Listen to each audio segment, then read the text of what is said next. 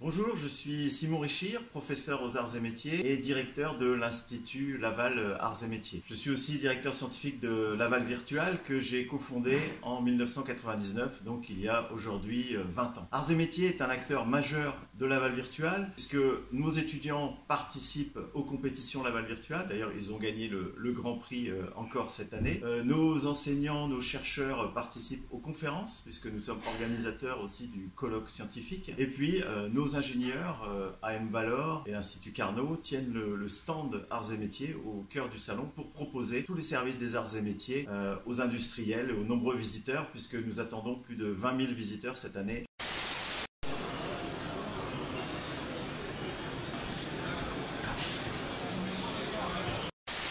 L'un des apports principaux de la formation Arts et Métiers, c'est notamment la pluridisciplinarité des étudiants qui ont des historiques et des formations très complémentaires, qui ont des backgrounds très différents et ça permet que les uns apprennent des autres.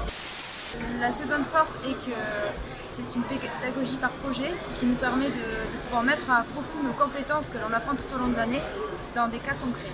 Il faut savoir qu'on est dans un campus très dynamique et très innovant et accompagné par toute l'équipe pédagogique de la formation. Tout notre projet, la lanterne et la plume, c'est un gameplay asymétrique avec deux joueurs, donc un qui joue le narrateur, qui va faire des choix scénaristiques pour l'acteur. L'acteur, c'est celui qui est immergé en réalité virtuelle et qui va vivre son expérience. Donc les choix scénaristiques du conteur, donc du narrateur, vont altérer l'expérience de l'acteur. Et donc dans notre contexte, l'acteur, son objectif, c'est de traquer la singularité qui a altéré les mondes fabuleux. Alors l'objectif de la chaire Time to Concept, c'est de réaliser des recherches scientifiques sur la créativité et l'innovation. Alors on parle d'un contexte industriel, donc ce qui nous intéresse c'est la créativité pour créer de nouveaux produits, par exemple pour imaginer de nouveaux produits, pour prendre des décisions stratégiques.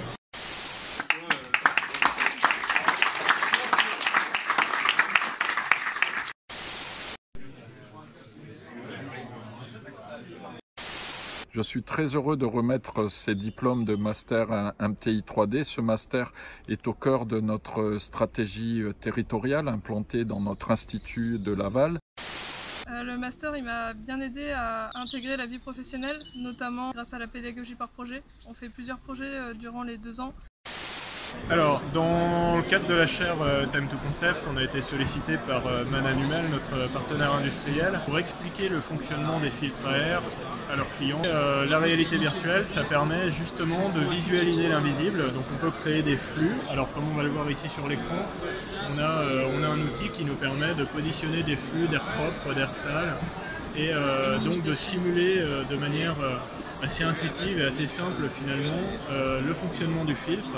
Et puis on peut imaginer un autre opérateur qui est à distance et il est en train de regarder un vrai filtre, donc l'objet tangible, et il le voit modifié comme on le voit sur la tablette ici. Il le voit en vue en coupe et ça c'est une surimpression en réalité augmentée en fonction de ce que l'utilisateur distant en réalité virtuelle réalise.